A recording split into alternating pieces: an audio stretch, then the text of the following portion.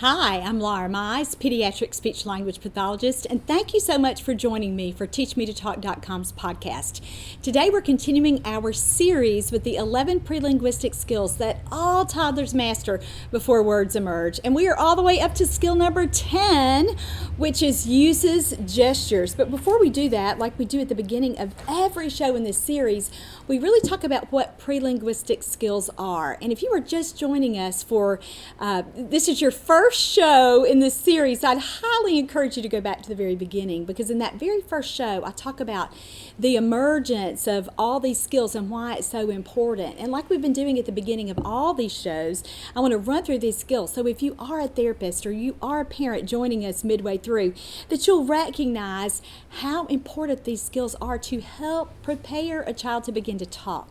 Now, prelinguistic just means before language. So these are the things that all kids, no matter whether they talk on time or whether they talk late, begin to do before they talk. And if any one of these skills is missing, a child is at risk for a language delay. And when a child has 2 or 3 missing, he's certainly at more of a risk. And when there are several skills missing, we are really concerned about that child's ability to develop language. And so what we have to do as therapists and as parents of late talkers or children who have another known diagnosis that would lend itself to the probability that a child has a language delay or will have difficulty learning to communicate, we have to set the stage. We have to establish the foundation. And sometimes that's so hard to do. You think, I want to help this child, but I'm not quite sure how.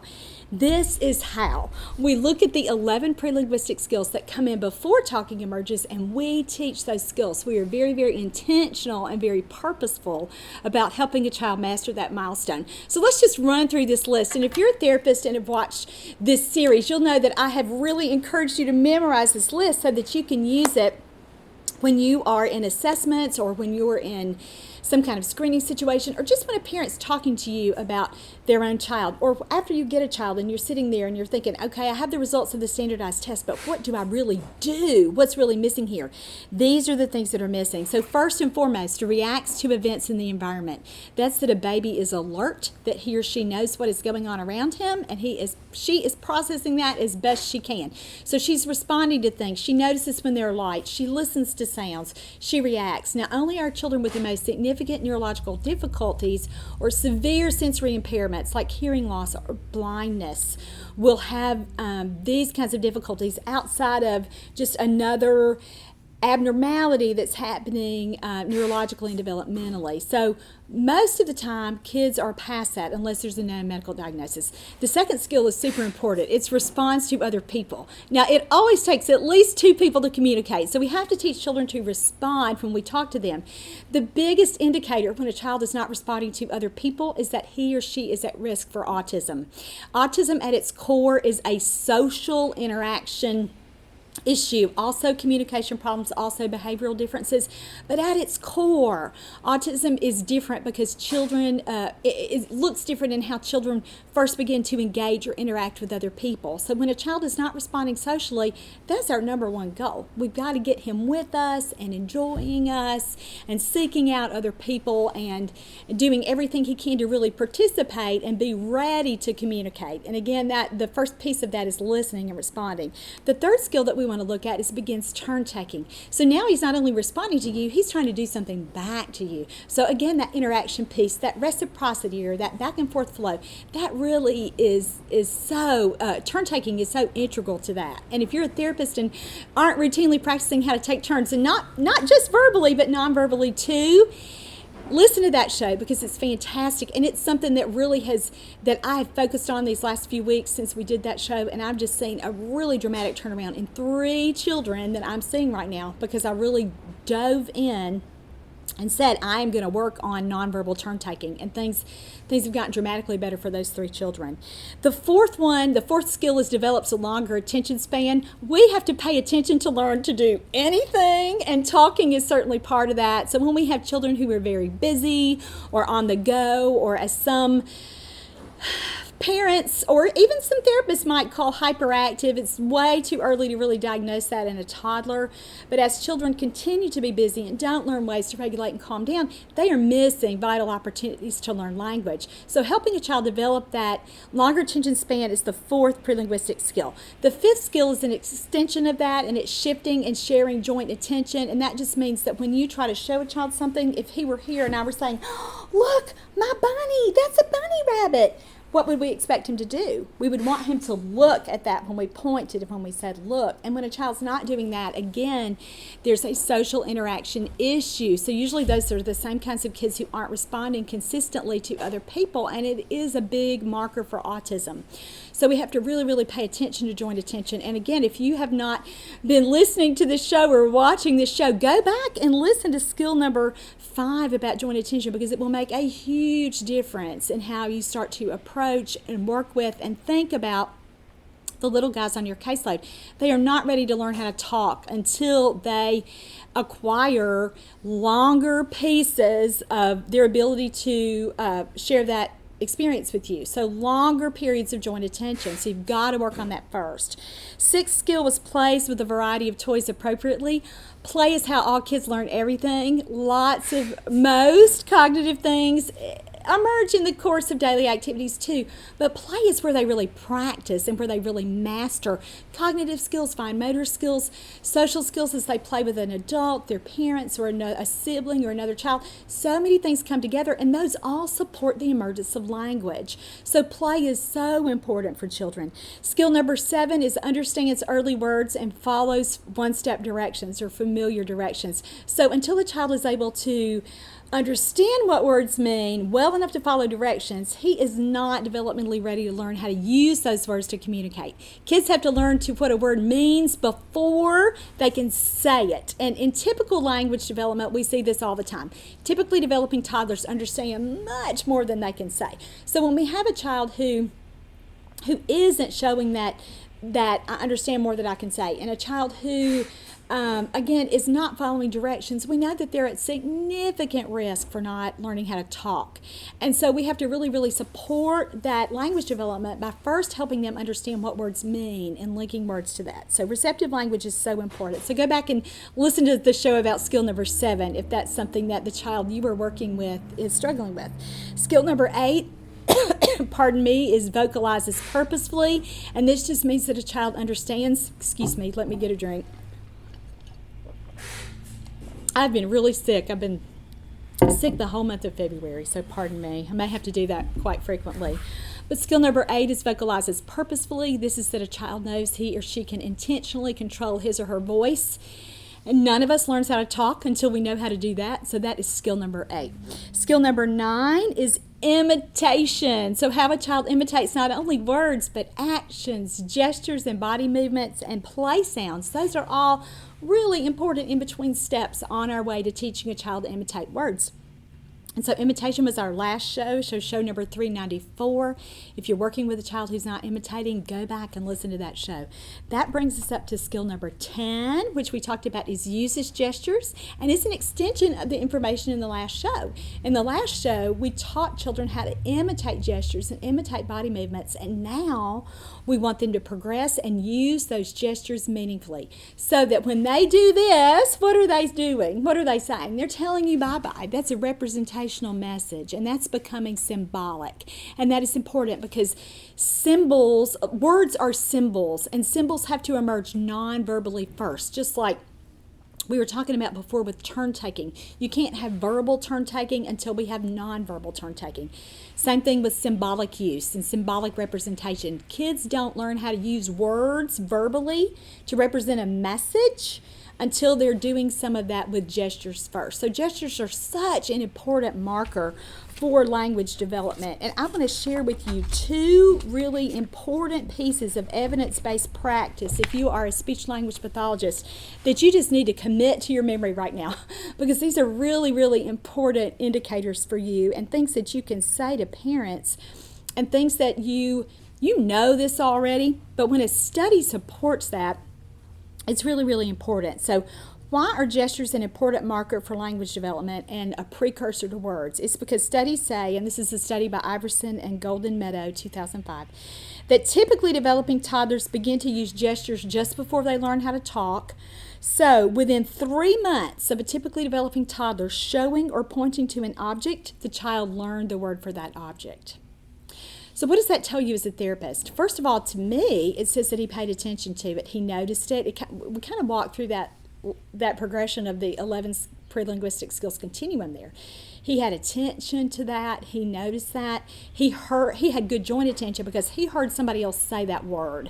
Kids aren't going to just automatically generate a word for something on their own. You have to tell them. That's why them hearing adult language models are so important. And so a child had good joint attention. He listened to somebody show him the cup and say cup, and he began to understand it with the receptive language connection there. And then eventually we get to that other piece that he pointed to or showed that object to you, which is a way that gestures emerge. That showing behavior is so important.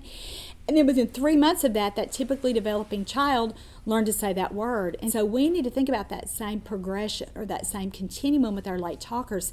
They have to pay attention to it. It has to be. Then they have to have their own attention. Then they have to have joint attention. And then they have to have the receptive language piece. And then the gestural piece. And then the word. And we don't think about that enough. Even as speech language pathologists who do this stuff all day, every day, we still don't think about that progression like we should, in knowing that you have to, again, build that attention, build that joint attention, build the receptive language, then build the gesture, then build the expressive language. And that's such an important scale, or such an important progression for us all to think about. That was the first piece that I wanted to talk to you about. And again, the reason that this is so important is because after a child begins to use a gesture, usually he or she begins to use some kind of vocalization even before we get to the real word. For example, when a child's learning how to wave bye-bye, he may raise his hand and just say, or I, some little vocalization, some vowel. It's not even clearly bye-bye yet, that real simple CV construction, but he's vocalizing. He's doing something that marks that as, hey, this is going to be a word before too long. I'm doing something here. And so many times children will do that. And typically developing language, we see that a lot before the first birthday, around the first birthday, and then even all the way up to 18 months, where we start to see the gesture and then hear a word approximation, and then it changes so nicely into a word or into a little utterance that we recognize as that word. So speech language pathologists think about gesture use as an early part of expressive language development, and we place just as much importance on a child's ability to show you something and meaningfully communicate long before we start looking at what that word is, because again, that's the foundation. If you don't have that reason there to communicate, if you don't have that word, that representational message that you want to share, you're not going to talk. You've got to get that part first. That's why sometimes when therapists are kind of hyper-focused on the mouth and the musculature and making sure that children, get all that's working properly. And I'm not saying that's important. I'm just saying that the cognitive piece, the brain piece, that's what I focus on, because I want to be sure children are really, really, really acquiring meaning. And so, again, that receptive language piece is so important. The next part that, and let me say one other thing. So when we see a child that's gesturing as a speech language pathologist, we say, aha! Expressive language is emerging. He's not to the verbal part yet, but he's getting there. He's on his way. So that's why we never worry about late talkers who are using gestures as much as we worry about their little same-age peers who are not. So when a child is not using gestures, we know that that's a big, big developmental marker, and that we've got to address it, because expressive language is not emerging. Unless there's some kind of motoric impairment that neurologically their language centers are okay, and somehow their fine motor coordination is not what we want it to be. That would just be a really small subset of children. But otherwise, when we don't see gestures emerging, we know that there's a cognitive component too. There's a receptive language component too, in addition to that motor coordination piece. So we've got to pay really, really close attention to the kids that aren't gesturing, because they have more significant developmental challenges. All right, so here's the second piece of evidence-based practice that I wanted to share with you about gestures. When we see a lag in a baby's ability to use and understand gestures, we just know that they are going to be a late talker. And again, research confirms that a toddler's ability to use gestures at 18 months can predict her language skills at 36 months. And that was from a study in child development in 2013. And so we talked about this last week too, same kind of information about imitation and how a child at 18 months, both markers at 18 months, you can take an 18-month-old toddler, and if he's not gesturing and not imitating, we just know that that expressive language is going to be delayed at 36 months. If it's not, there has been a rapid progression, and we are actually more surprised about the kids who don't have a language delay at 36 months when there was this obvious problem at 18 months, no imitation and no gestures. That's more of an outlier than looking at a kid at 18 months, no gestures, no imitation, and thinking, there's going to be a language delay. So wanted to be sure that we are mentioning that and talking about that. So let's talk about gestures specifically. Remember, we've already said that these are body movements that communicate messages to other people. What are some examples of gestures that toddlers use? Well, the first one usually is raising their arms to be picked up. And so when mom goes into their crib early in the morning, or whenever they wake up, and when mom is reaching her arms down to pick the child up, we want those little arms to shoot right up as if to say, yes, you are here for me and I want you to pick me up. Or eventually, that's not even imitative anymore. Even you can see a baby on the baby cam that they want mom to come, so their arms are up even before they see mom, because that's the gestural equivalent of calling her and saying, pick me up, hold me. And so again, really, really important marker. And that's one of the things that you can do as a speech language pathologist, is ask about that. And it's one of the easiest things to teach. Again, outside of a motor delay that, again, limits a baby's ability to use, or toddler or preschooler's ability to use their arms purposefully and intentionally, and that strength piece is there, coordination, muscle tone, whatever it is. That's something we need to be working on pretty immediately with gestures, is getting them to lift their little arms. And how do you do that? Well, you just put your hands under their arms here, and you just give a little cue, a little, it's almost like a little karate chop under there, and you want them, picking their hands up. So that's an early gesture you can use. Other kinds of things, clapping at the end of a play routine. And the big ones, of course, are pointing to show you when you say to them, what do you want? And they point, or again, they're trying to get you to have joint attention with them. They're trying to show you something by pointing. And so great nonverbal way to communicate. Other important early gestures are waving bye-bye, and then again shaking your head yes and no. No almost always comes before yes, but I'll tell you, I've got a darling little girl right now that's 4.5, and she has got the best little, she's nonverbal, got the best little head shake for yes that I've ever seen. She shakes her head no, but I love her because she is so positive. And she shakes that little head yes more than she does no, and I just love it. I'm just in love with her. She's doing great. All right, and so those are the big things that we're looking for. And so that's how you know, if you're a parent and you're joining me and you're saying, I'm not really sure what she's talking about with gestures. It's things like pointing and waving and clapping and shaking your head. Anything that a child does to let you know what he means without using a word. So that's what we're talking about. And again, remember, they're important because the child is connecting meaning with what he is doing. And remember, I said that's becoming symbolic, so that he is learning that he can do something to let you understand him. And again, it's so predictive for early language development. Research tells us time and time again that we see gestures emerge just before words emerge.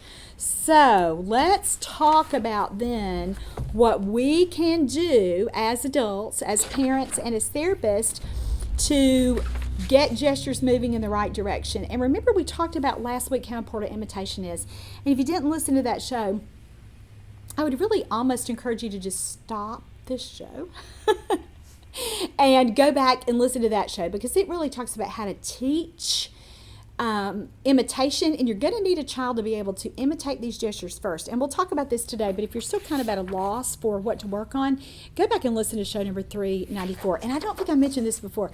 Every time you get you purchase as a therapist, or even as a parent, but you purchase the $5 hour of continuing education for this course, you get this great handout, and it is something that you can keep and refer to over and over and over again. And when I'm getting ready for the show, when I'm prepping for the show, this is what I do, is I prepare the handout, because it helps me really get ready and talk about what's important. And so I want you to be sure that you are getting that. And a lot of parents have told me that I'm a parent. I don't care anything about that certificate. I just want the handout. And so we don't have a way to really do that without the credit. And so go ahead and get that. If that's something that you are really, really working on with your child or with a child that you're seeing on your caseload, go ahead and get that continuing education. You can pop over to Teach Me to Talk. Click on my picture right there, and then it says View All ASHA Courses, and then you're going to go to show number 395 and get that handout. All right, so let's talk about gestures and how gestures emerge. And remember, we said before that babies who are 4 to 6 months old begin this process by reaching for items that their parents are holding, like they really want to reach out and touch that bottle, or just anything that a parent is trying to show them. You first start to see that reaching behavior, and then between 6 and 8 months, and again, this is well before that first birthday, children do begin to reach up to be picked up, like we talked about before, or push away as kind of a rejection. And then we start to see in that 10, 11, and 12-month period that children really, really, really hone their ability to use gestures communicatively. And we talked about this by that first birthday. We want to see children using several different gestures. And when we don't, that's a big red flag too. So as a speech-language pathologist, when parents ask you about how many words should my child be using? What kinds of things should he be saying? He's 18 months and blah, blah, blah, blah, blah. Instead of talking so much about words, go back and talk about gestures. Say, tell me the gestures he's using. Is he waving bye-bye? Is he pointing to let you know what he wants? And let me just say, too, anytime a parent says a little bit, that means no. That means it's not consistently enough for me to even being positive enough to say yes. Now, sometimes parents will say yes when a child has just done maybe, waved 2 times and, had half a clap. Sometimes parents will do that. And again, they're not meaning, they just don't know. They just don't know that a child should be using gestures consistently. And so sometimes we will hear that and think there's something off here. But again, their way to measure that was totally different than yours. You should be saying things like, does he wave bye-bye all the time? Does she shake her head no every time she doesn't want something? And start using language like that, which really lets a parent know how consistently we need, want, hope, gestures are before a child begins to use them communicatively. And Dr. Amy Weatherby has done such good research about this at her website, firstwords.org, and she talks about, and she's also done Autism Navigator, so just such a great set of sites and great information. She says that by 16 months, toddlers with typically developing language skills have at least 16 different gestures to communicate a variety of messages. And 16 gestures is a lot. I mean, when you go back, and there's a great handout on her site about that, when you go back and really listen to that and look at that, that just, again, drives the boat for me for what I want to work on with a child. It's much more than waving bye-bye. It's much more than teaching pointing, which is really hard, by the way. We've got to get these other things going first. And so we want to talk about this, that how we get this going today. And again, the first kinds of things that we talked about, reaching up, we talked about exchanging, that turn-taking, nonverbal turn-taking, where we are exchanging an object. I'm giving the child an object and the child is giving me an object. So we have to really, really understand how gestures emerge and support that development. I've gotten a little bit ahead of myself, though. Let me talk about a couple of other things first, and then we'll get to that sequential list of how gestures emerge. But before that, for a toddler to use gestures, he first has to understand gestures. We talked about that last week in imitation. Sometimes we teach that motor imitation piece, and then we're kind of layering on top of that what that gesture means. But honestly, children should be seeing those gestures first and associating meaning because you're doing them. So when you're waving bye-bye, that's how they learn what bye-bye means. When you are pointing, that's how they learn with joint attention to look. When you are shaking your head, no, no, no, no, no, no, no, when they're reaching to pull a leaf off a green plant in your home, they're learning, that means stop, that means don't do that. And so we have to see children watch you use gestures before they can begin to understand what they mean. And so sometimes for parents, I'll notice that we chatty patty speech pathologists talk with our hands all the time, right? Sometimes we're too animated with our hands, right? Or too animated with our facial expressions. And, sometimes my grandchildren will say to me, Mom, stop making that face. And, it's not that bad. And you think, well, that's just because I've learned to over communicate with my facial expressions here. And so they don't want to see all that. But that's what you do when you're teaching language delayed toddlers. You want to do everything you can to communicate. And so sometimes I'll notice a parent never gestures. And so that's one of the things that we want to talk about is, hey, you need to be pointing at things all day long. You need to be clapping when they do something great. You need to be waving bye-bye, not just when somebody leaves your home or when you leave, but, things disappear all day long. You need to be waving bye-bye all day to those kinds of things that we need to do. Here's another really great piece of information that's evidence-based. When we're focusing on ways to help a late talker learn how to gesture, or a toddler with another known diagnosis that the probability is really, really high that he or she will have a communication delay or disorder, it doesn't really matter exactly what kinds of gestures we use. We just have to use gestures. And that takes the pressure off a lot of parents, because they'll say, I don't really point a lot, but boy, I show him stuff all day long. Same thing. And so you want to be sure that you are talking to parents about that, not getting them to be so hung up on exactly what they do, just that they do something. We want children to move toward that gestural representation. And so pointing to the object that you're referencing, showing something to a child and saying its name so that they can really hear it. Here this would be book. Look at my book. See, wow, look at this book. And so you're saying the key word several times. And you need to reiterate this with parents of late talkers as therapists and tell them, look, there's something that's happening with how your child's learning language. He or she's not picking it up the regular way. And so we have to be really, really focused and really intentional about teaching something. So when you give them something, be sure that you're saying its name. Don't just say, oh my goodness, you like this because it's purple. You need to say, oh, pen, look, it's my pen, my purple pen. I write with my pen. It's purple, and it's a pen. Do you get my point there? Purple might have been the salient feature that the parent wants to talk about, but they need that noun first. And so be sure that you're talking about that with parents, that they need to say the word, and again, as they're pointing, as they're showing, to really really pair that language with the attention that they're getting their child to demonstrate to that object. So those are the things, pointing and looking. Simple sign language for important items as we say the word. SLPs, we do this all the time. It's kind of our bread and butter. You probably can hardly say the word eat without signing eat or more, or another sign that your little friends like. My little guys right now are all into candy. So you hardly say that word without giving the gestural representation, and kids need to see that. Now, all late talkers don't have to learn how to sign to talk,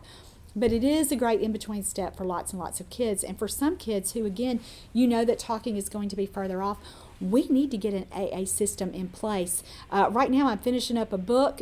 I've worked on it forever, but I'm almost to the finish line. But it's Is It Autism workbook. It's called Start Here.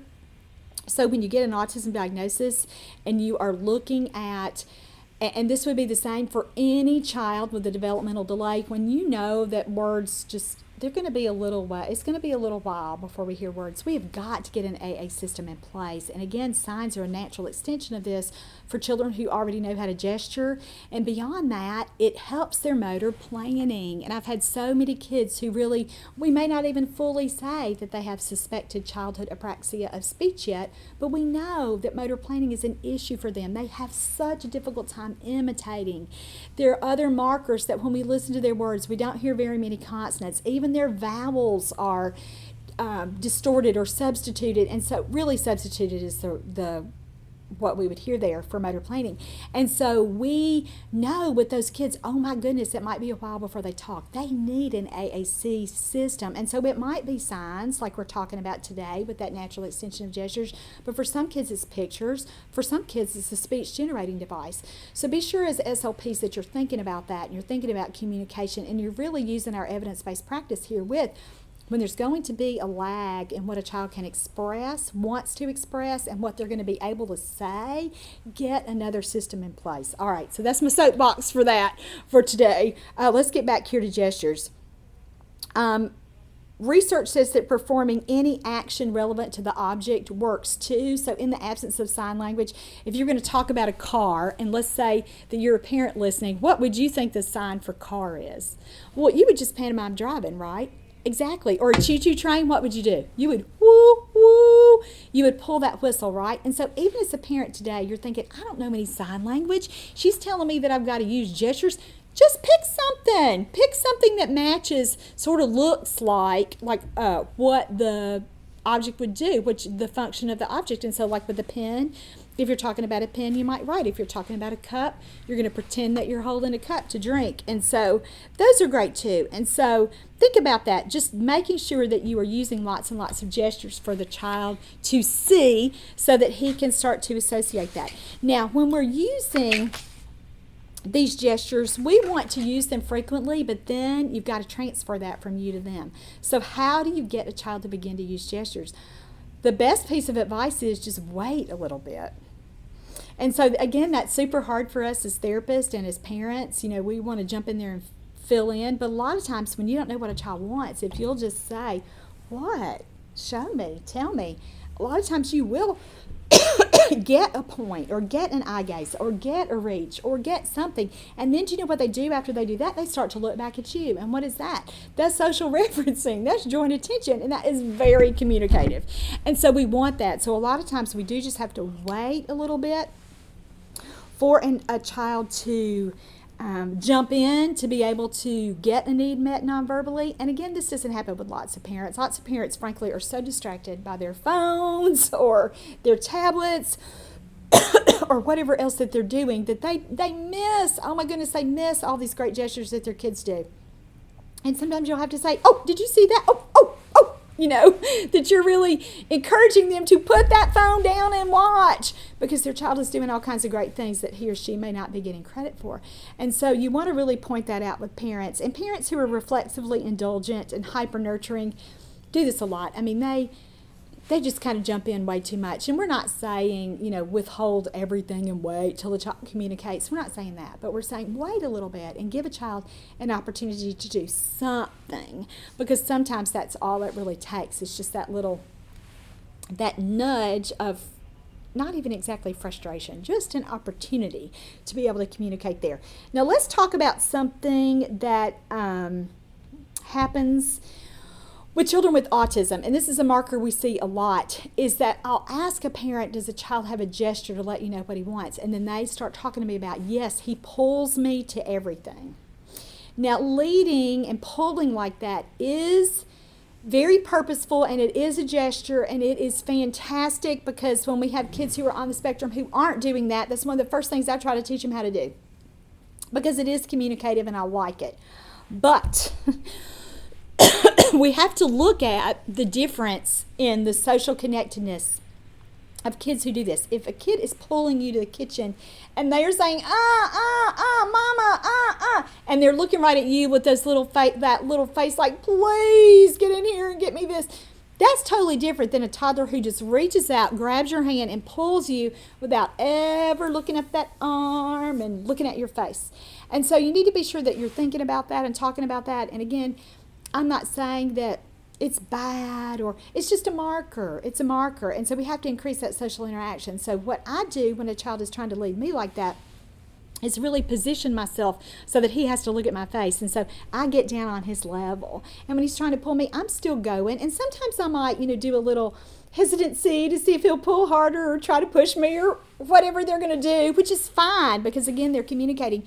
But we got to position ourselves within their line of vision when they're leading us so that they get that social interaction piece. You might say something like, what? What do you want? Where are we going? And again, that's to draw that child's attention to you, to get him to look at you not just as the big hand who does something for him, who he might even take your hand to try to operate a toy.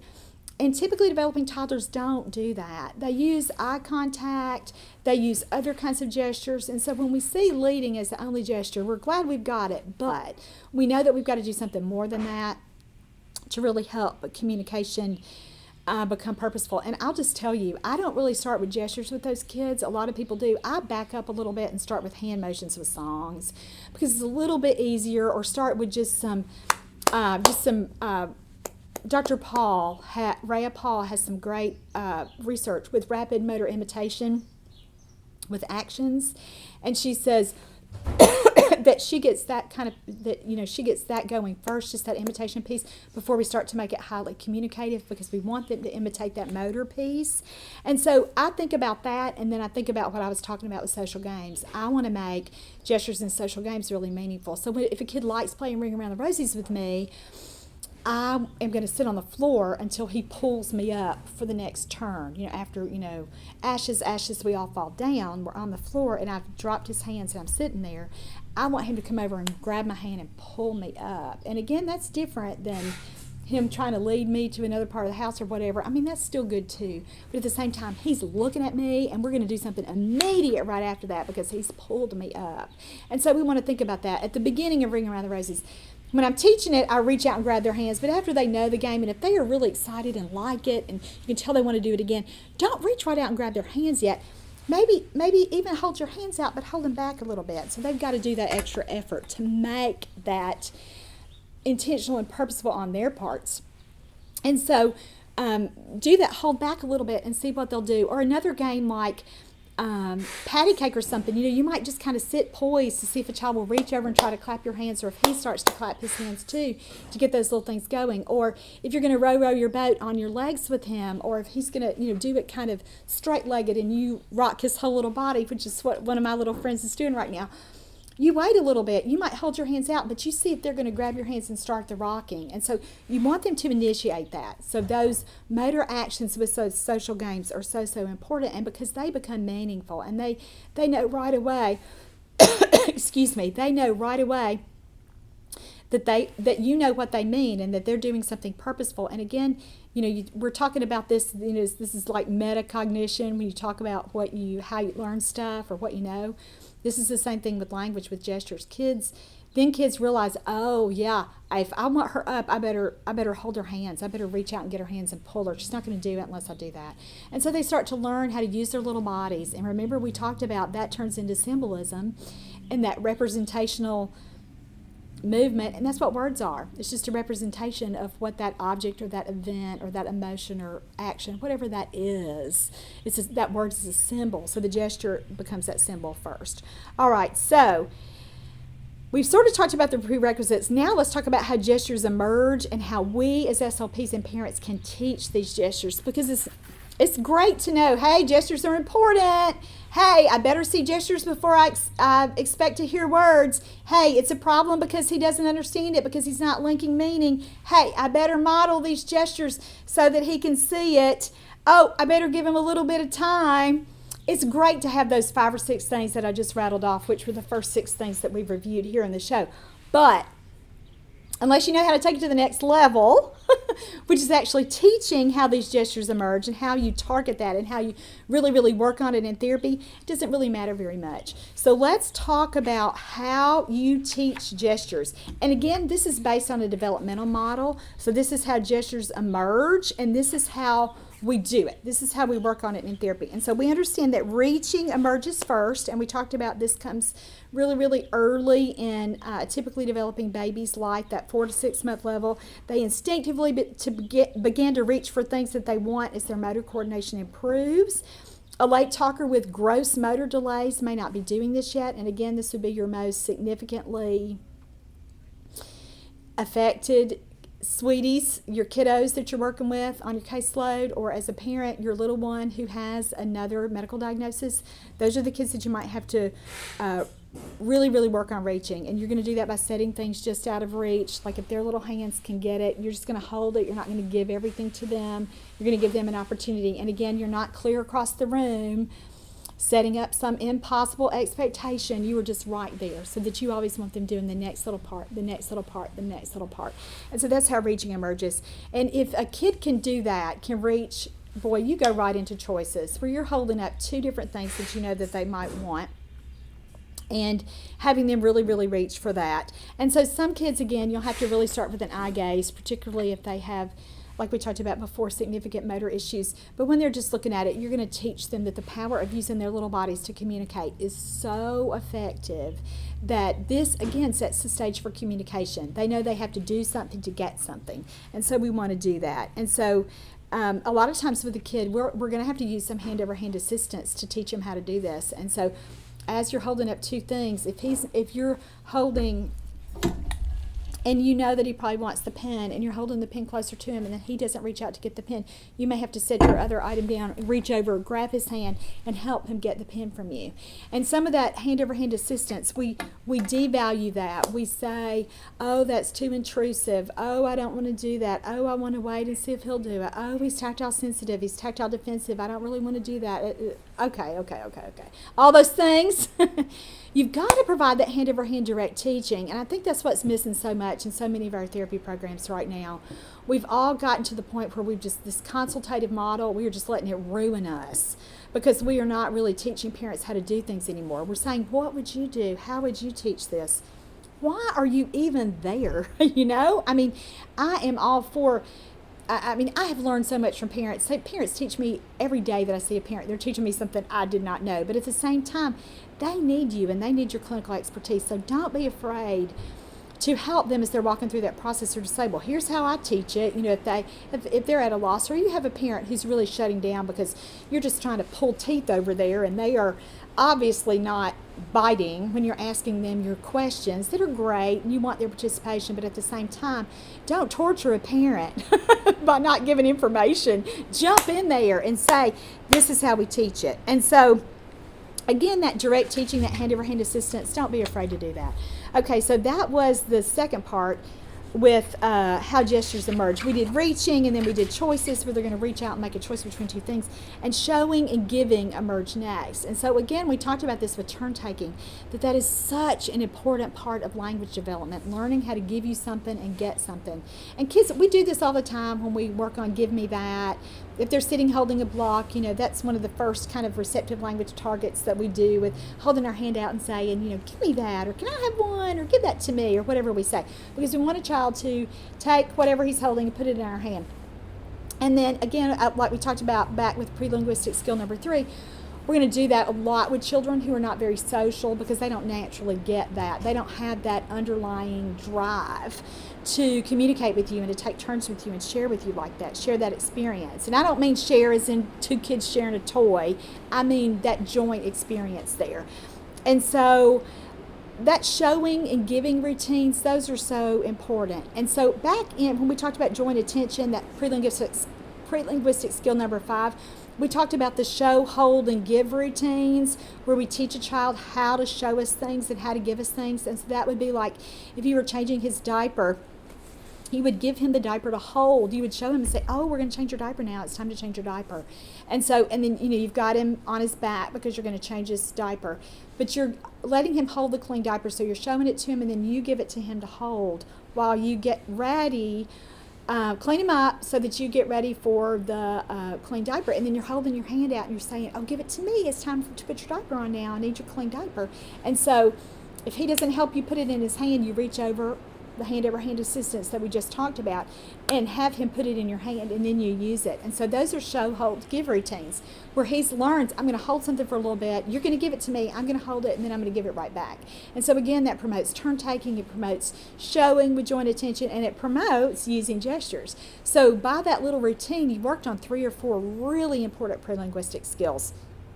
So if you don't know what I'm talking about, go back and listen to that show, or it's all right here in this therapy manual. It's Let's Talk About Talking. It's huge. It's 337 pages of the 11 prelinguistic skills that all toddlers master before words emerge. And it's where all this information for this podcast series has come from. So learn about those show, hold, give routines. All right, so then let's move on to some other gestures. After we've done reaching and reaching intentionally for choices and showing and giving, the research by Dr. Weatherby says that kids learn 2 new gestures per month between 9 and 16 months. And so let's talk about some other options.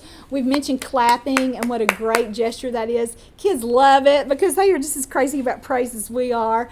So clapping is a great one, and you can do it at the ends of routines, or you can do it when they've done something great. As therapists, we have our little friends on our caseload trained that when they do something great, we clap. And so when we don't clap, they often look at us like, what? And we'll start to clap like, aren't you going to clap for me? And I love it when they're doing that because they certainly understand what gestures mean then. And they're communicating with me like, Laura, you forgot. I need to hear my clapping. And so that's a great one. We talked about reaching up to be picked up and how to facilitate that. You just talk to mom about every time I want you reaching down, and if you have to give little cues under his arms to help him do that, and you don't do it at the hand level, do it so his arms are really holding his arms up. Dancing to music is a great first little gesture. A lot of babies and toddlers instinctively do that. So if you don't have that going, that's kind of an easy one to get going. Gimme fingers, where a kid is reaching for an object and is opening and closing his or her little hands. We talked about shaking your head for yes and nodding your head for yes and shaking it for no. Pushing a toy away or a person when he's finished. And some parents will say, oh, that's so rude. I don't want to teach him that. It's much better for him to do that than to throw something or to go into full meltdown mode because he doesn't know how to turn his head away and put his hand out and say no. So you can teach those little things too. And again, it relieves communication frustration, and we will always want to give kids an outlet. And here's the thing about these gestures. You use gestures all the time, all day long, even as an adult who is a fully competent communicator. And so kids need those too. And so we're teaching lifelong skills here. Other gestures, patting, tapping, or tugging an adult to gain attention is a good one. So when, I'll see this a lot with a little friend, even when I'm talking to his mom, and this is the kid who's already talking and doing pretty well, like at the end when they're getting ready to leave our beautiful lobby here, and we're standing at the door just a little bit too long, and you'll see a kid kind of tap on mom or pull on their jacket or something like, hey, did you forget about me? That's a great one there. A game like Gimme 5 is a great one. A gesture like ta-da when they've done something great, or if you're in a football crazy family, touchdown is a really cute gesture for a kid to do. Saying shh for quiet, and I love to pair that with teaching a kid how to play night-night. And let me just share this real quick. If you don't know how to play this game, it is so good, and it is often one of the first kinds of consistent attention and consistent participation that I'll get with a little friend is teaching that social game night-night, and it has so many great gestures in it. So first you're going to, and this is just that you're pretending to go to sleep, and toddlers think this is hysterical. And so if I had a friend here, I could do it like this, but honestly, guys, most often I just lay out on the floor. They think it's so funny when a big old grown-up person, puts themselves completely flat on the floor. So I just, put myself on the floor and lie down there and have my eyes closed, and I'll say, oh, I'm going to go night-night. I'm going night-night. Watch. And so then I close my eyes and I say, shh. And so that's a gesture right there. And then you pretend to snore, shh, shh, shh, and do your shoulders up and down and make it pretty dramatic. And, open your eyes a little bit like you're peeking. And then you say, oh, is it time to wake up? Let's count. 1, 2, 3. Wake up. And, make a big production about sitting up and shaking your hands and, shaking your head and being kind of crazy right there. That's great because you've taught the little, you're going to lie down on the floor. You're closing your eyes. You're doing your shh. You're doing your little snore thing with your shoulders. Then you're going to count with your little numbers, your little fingers to represent those numbers. Then you're going to jump up and wave real big. And so look at that. That's 5 or 6 different gestures that you've loaded in that one game. And again, kids love it. I mean, it is just a universal winner. So that might be a way that if you haven't even worked on gestures with kids, that you start to get that going today. And I gave you all those other examples earlier in the show with other little social games like row your boat and ring around the rosies and patty cake and the other things we talked about. That's how we get gestures going, is in the context of those little games. It's not always put something high up on a shelf so that they have to go over and point. I mean, that works too, excuse me, but more often than not, you got to back it up and make it pretty social in the context of that game. Another great early gesture is blowing kisses when kids are leaving to go bye-bye, and I love that. I think that's so sweet. I have one little girl right now that I mentioned earlier that just does a lip smack for that because she's got global gross motor delays, and she can't use her hands as effectively, but boy, she can smack those little lips. And other kids are really, really into blowing kisses. So great, sweet little gesture to teach. A thumbs up for approval, that's a harder one to do, but sometimes kids like it. Knuckle bumps are a good one, kind of, you sort of maybe want to pair that with give me 5 and, move on to something like with a fist bump so that they are sequencing a couple gestures. And that's another really important thing, is to really get that motor imitation piece going, where they're waving bye-bye and blowing kisses, or whether they're, again, pairing two different things, maybe shaking their head no and then putting their hand out to refuse it. So those gestural pairing is super, super important too. When a kid will look at me and like maybe pat me on the leg and then point to what they want, I love that. And so try to kind of facilitate those things too. Even in kids who are already gesturing with you, and you say, oh, well, he's got that.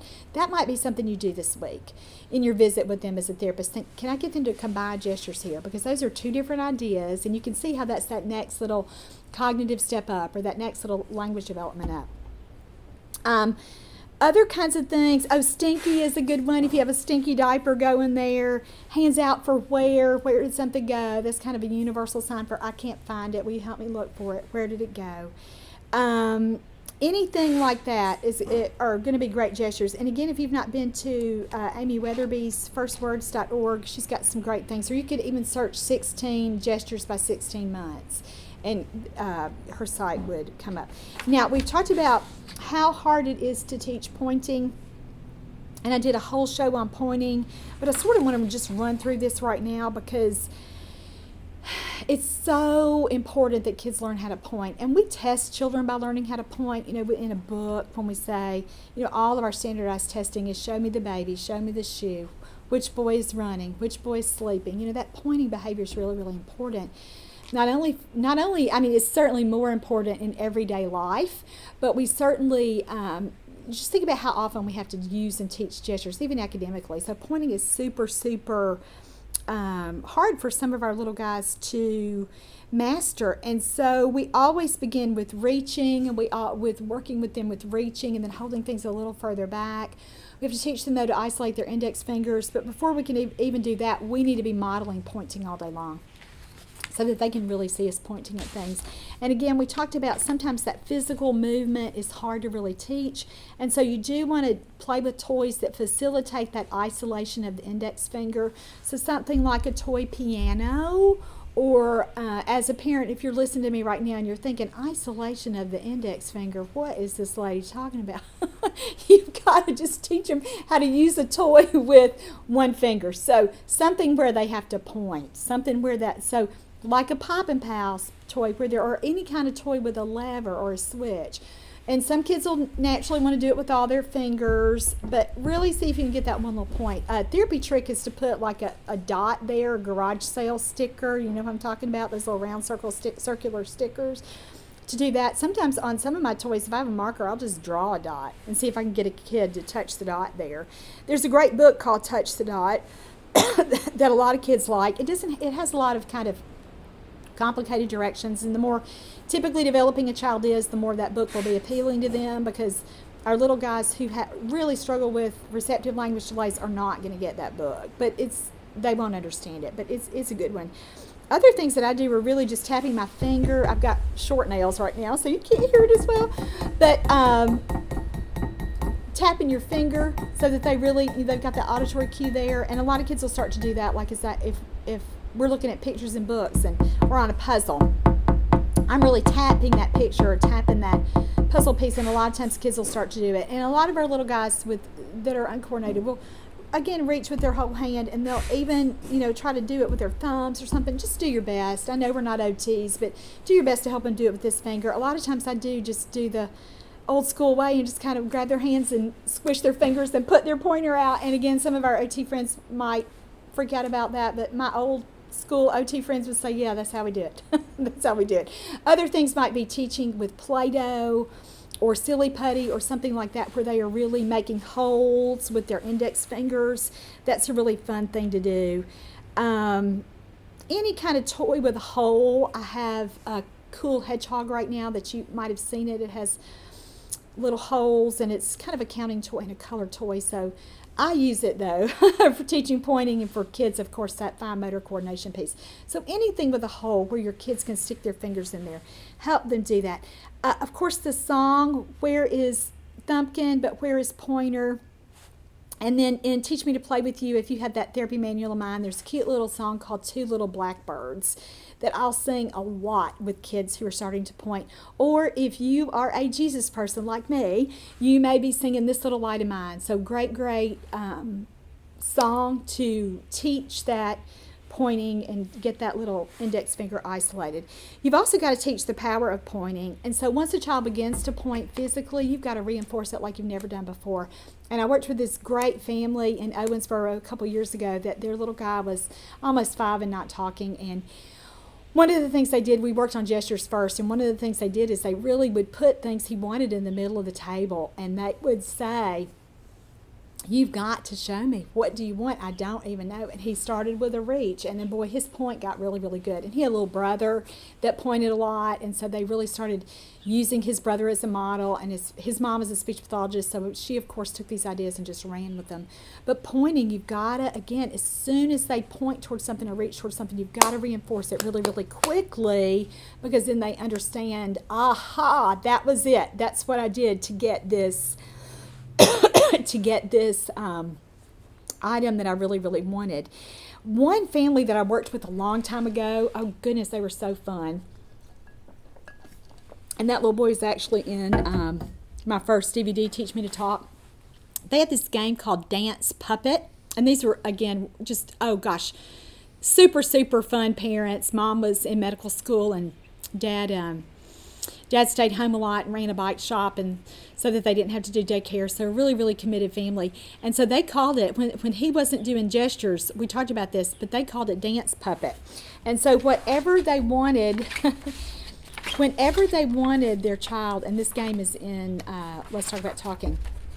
Whenever they wanted their child to do something, they would help their child. They would help that little boy point to the puppet, and then they would do something crazy. And so they called it Dance Puppet because when he first learned how to do it, he would point and Dad would just do some kind of crazy dancing. And then they changed it to jumping and screaming and blowing kisses, so they did a lot of gestures. And I'm going to tell you, they led that little boy to fantastic play sound imitation because they started to fake cough, they started to sneeze, they did a lot of, ho, ho, ho. It was around Christmas time when I saw them, and did a lot of Santa laughing, ho, ho laughing that we called it. So anything like that. So my point is this, you've got to make pointing very, very purposeful and intentional. You've got to reward the heck out of it so that a child will learn how to do it. So that game is in Let's Talk About Talking Too. And so I wanted to mention that as well. And this book is great too because, well, let's just review a couple more strategies and then I'll kind of finish with what else you can do with this book. So we talked about the power of pointing, and we didn't really talk about sign language today. I alluded to it, but we're almost out of time, so we're not going to get to do a lot of talking about it. But with sign language, it really is the ultimate gesture. And so go back and watch those shows on sign language. I have a couple of different ones, and even last show, number 394, where we talk about that progression of why signs are so important. And we talked about, with a lot of our little friends, teaching that motor action, that motor imitation really drives that speech motor component as well. So, but certainly something that you're going to want to do. And again, there are right ways and wrong ways to teach sign language. So go back and listen to that show. I think it's show 385, but I might be wrong about that. It may be, just go back and look. You can find it at Teach Me to Talk or there on YouTube as you're scrolling through, but there are 2 shows about sign language. So go back and look at those shows because it's really, really important that we don't screw up and do things that are ineffective. And the most important thing is when we're teaching children sign language is that we don't start too early when they're not developmentally ready. And so back in those shows, and even in the last show, I talked about the prerequisites for teaching a child how to sign. And so you've got to see some other motor actions first. And he's got to have attention to you first. So go back and listen to those prerequisites, because if you're trying to teach signs, if you've been working with a little guy or your own child for weeks or months on sign language and you're not getting anywhere, it's because he's not ready. So you've got to back up and teach those prerequisites. And the biggest prerequisite is this motor imitation piece, like we talked about today. So you're teaching him how to clap. You're teaching him to pick raise up his arms to be when you want to pick him up. You're teaching him to grab your hands to play a little game with you. And you're teaching him to give five. You're teaching him to fist bump. You're teaching him to shake his head yes and no. So these are the things that come first. And so once a kid can do that, then you move on to teaching sign language. And remember, we talked about how it's such an important piece with AAC, just such an important system. And it doesn't matter, again, I like signs because they're portable, but it is kind of a pain if someone else doesn't know the sign you're teaching. So look at that and kind of make that assessment about whether this child is really, really ready for sign language or whether you need to back off that. And again, let me just say, for evidence-based practice, children with autism aren't going to be great candidates for signs because their motor planning is not great. 63% of kids with autism also have apraxia. And because it's here, they often have motor planning problems here too. So they have kind of a global dyspraxia issue going on. That's why they might have trouble with handwriting. That's why things like climbing might be difficult for them, or coordinating their bodies to do jumping jacks, those kinds of things. So think about those things too. Is this child going to be ready to sign developmentally? And if he's not, use another AAC part of that. But you've still got to teach these gestures. And for kids who are on the spectrum, this is one of the core diagnostic features of autism, is that they don't use gestures. And so that means these gestures are going to be hard, and you have got to double down, and you've got to make them as meaningful as possible. And so you still may not be teaching signs, which would be that extension of gestures, but they do still need to learn joint attention. They do need to learn how to show and give an object. They do need to learn how to point to what they want. It's got to be beyond that initial leading piece that we talked about. Usually is a kid with autism or red flags for autism. That's usually their go-to gesture. And so we want to think about that and think about how we can help develop those other gestures and get those going too. Let me say too, be patient and be persistent with this. And kids who are struggling to learn gestures, again, there's usually a lot more going on just than they won't do it. And so you have to think about that can't versus won't piece. This really is a can't. And so there's either a motor problem, or there's meaning they can't physically do it, or there's a cognitive problem, meaning that they haven't linked meaning with they don't understand that waving their hand is bye-bye. They just haven't made that connection yet. Or again, there's a social problem. They're not watching you well enough or interacting with you well enough to see you do the gesture to be able to imitate that. Or that core imitation piece just isn't there. And so it's a lot more than language, and it's a lot more than I just don't want to do it. I'm just being a little stubborn toddler here. It's that they really can't do it. So it's a big marker when we see kids who are past the 12-month level who aren't using gestures. That's a red flag for language delay. So as a speech language pathologist, you need to pay close attention to this. And this is one of the very first things you should be asking a parent, is not how many words does this kid have, but how many gestures does he use? And then if he's not gesturing, close the book. You got your first goal. You know what you need to work on, because that's how important gestures are for language development. All right, we are out of time. I told you I'd tell you what else is in this book. And Let's Talk About Talking. Great games that we talked about, Dance Puppet and the Night-Night game, other little games that I use to teach gestures. The other thing that I did is there's a great section in here, Teach Me to Sign with snacks, Teach Me to Sign with toys, and Teach Me to Sign with social games. And then there's also a section on troubleshooting. So if you are having difficulty teaching gestures, get yourself a copy of this book and teach yourself some new strategies, because it will really, really help you. All right, that's all for today. I'm Laura Mize, pediatric speech language pathologist, and thank you so much for joining me for teachmetotalk.com's podcast.